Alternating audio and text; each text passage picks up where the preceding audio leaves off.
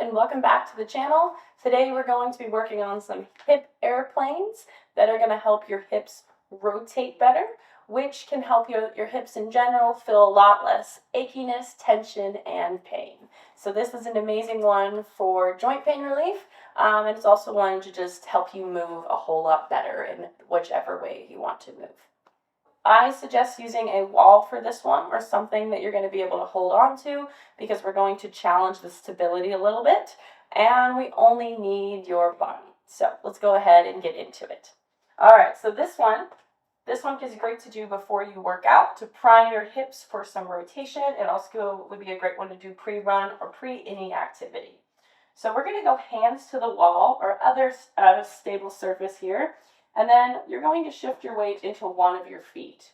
From there, your other leg is going to come out back towards the sky. We're in a hip extension.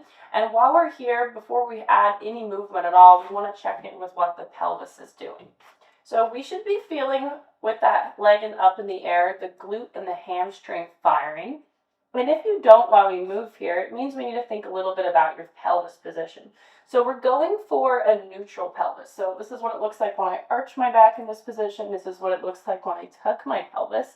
And I want somewhere in the middle of those, which for me looks here. So we're going to find neutral pelvis. So that either looks like we're arching a little bit or tucking a little bit, and then finding that spot right in between, super arched, super tucked, which for most people is going to look a little bit like this. Our hips and our ribs are in line. From there, you find that neutral spine. We'll kick that leg back again. And then you're going to think about opening your toes out and away with you, finding some external rotation through the hip. And then from here, you're going to drop that hip down and in towards the other. Try to keep the leg in the air high as we internally rotate that hip in towards the other leg. Big inhale, you open that leg up towards the outside. Exhale, hips turns down and in.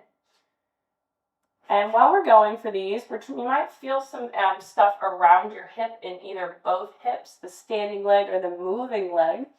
You might feel some stuff in the inner leg, either leg, adductors firing. And then you just might feel your hamstring working and stretching here. And I suggest doing somewhere between 10 to 20 of these as a warm-up move. And after you do one side, we'll do the exact same thing on the other. Hip opens out, and then down and in.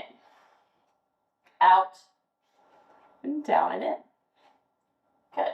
And then eventually, we'll be able to do these without a wall or without anything. So it works the same way.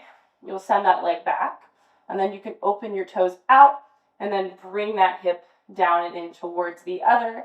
These are very challenging, and it really helps to think about keeping equal weight through all parts of your feet, big toe, pinky toe, and heel, and then really driving that big toe down into the ground to help you with the stability. Give me a comment with what you think about this one and how your hips feel after, and subscribe for more.